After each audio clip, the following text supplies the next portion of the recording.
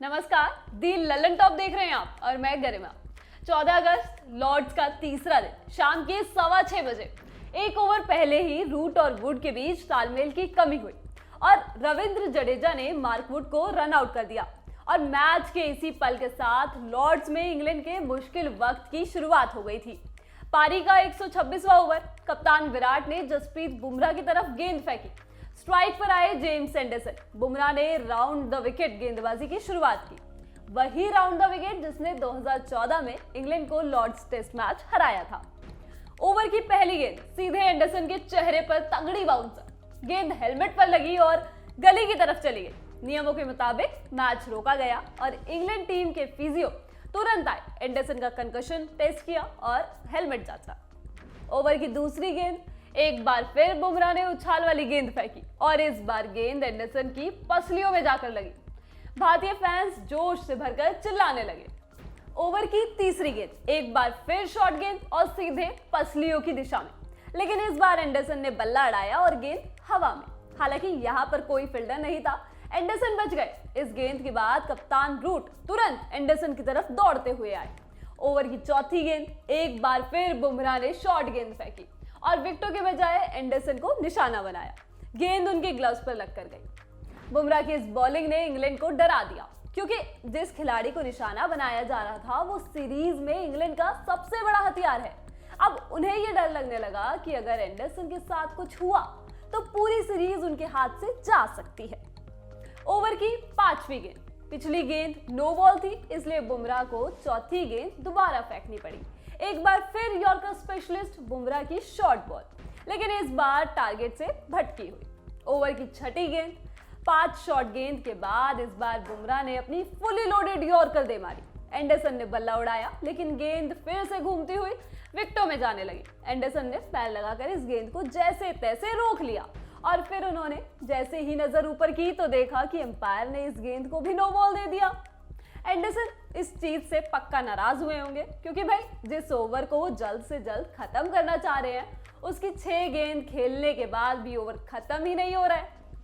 Over की 7वीं गेंद एक बार फिर बुमराह का एंडरसन के शरीर पर निशाना, शॉर्ट गेंद सीधे एंडरसन के ग्लव्स पर। इस बार दोनों खिलाड़ियों ने एक दूसरे की तरफ घूर कर देखा।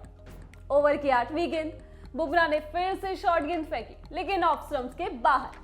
एक बार फिर से अंपायर ने नो बॉल का इशारा दे दिया। एंडरसन के लिए ये ओवर सीरीज से भी बड़ा होता जा रहा था।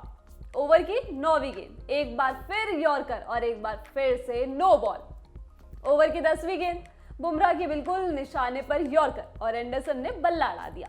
आखिरकार पूरी 10 गेंदों के बाद बुमराह का ये ओवर खत्म हुआ और ओवर भले खत्म हो गया हो, लेकिन इंग्लैंड का गुस्सा अभी बस शुरू ही हुआ था। जी हाँ, बुमराह का यही वो ओवर था जिसने इंग्लैंड को गुस्सा दिलाया और फिर इंग्लैंड ने कबीरदास की बात मान ली, जो घर फूके आप ना चले हमारे साथ। उन्होंने अपना घर फूकने का फैसला कर लिया।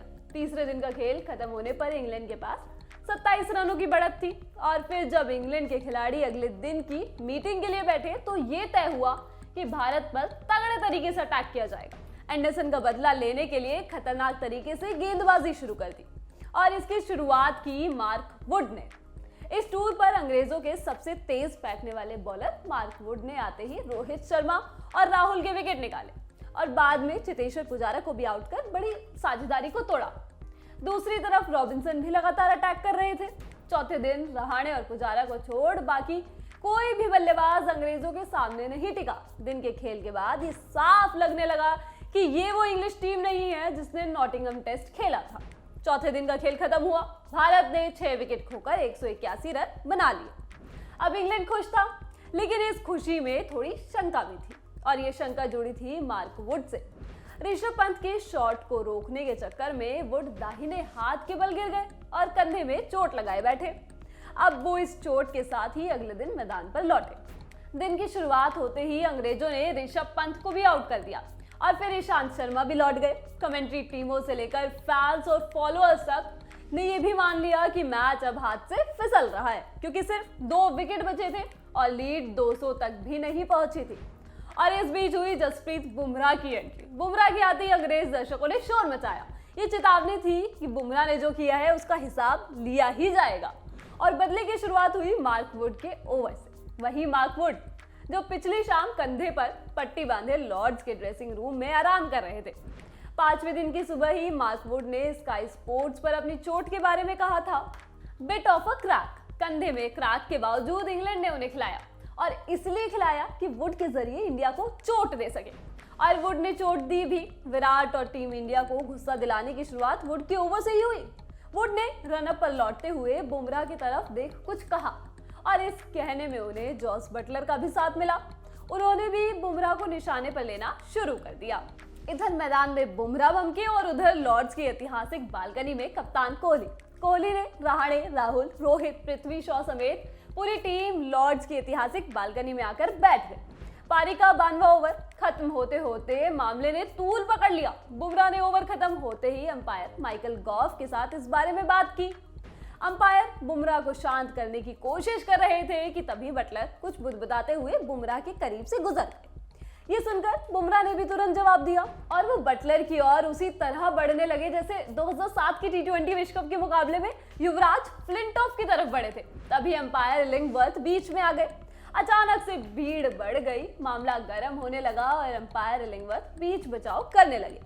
ये पूरी घटना भारतीय कप्तान विराट कोहली बालकनी से देख रहे थे। उनके हाव भाव साफ थे कि उन्हें मैदान के अंदर चल रही चीजें बिल्कुल भी पसंद नहीं आ रही और इसी अफरा तफरी में अंग्रेजों से भारी चूक हो गई। एंडरसन के सम्मान में शुरू की गई लड़ाई गलत दिशा में चली गई। इस घटना के बाद अंग्रेजों को कंट्रोल ना तो अपनी लाइन लेंथ पर रहा और ना ही अपने प्लान पर। पारी के इस ओवर के बाद बुमराह और शमी ने कुल 17.3 ओवर बल्लेबाजी की और 82 रन जोड़ दिए। शमी ने 56 जबकि बुमराह ने 34 रन बनाए और इन दोनों के बल्ले से निकलने वाला एक एक रन इंग्लैंड को जीत से दूर लेता चला गया। इसके कुछ वक्त बाद एक बार फिर से अंग्रेज खिसियाने लगे। इस बार एंडरसन बुमराह से उलझे और इस बार जवाब आया मोहम्मद शमी के बल्ले से।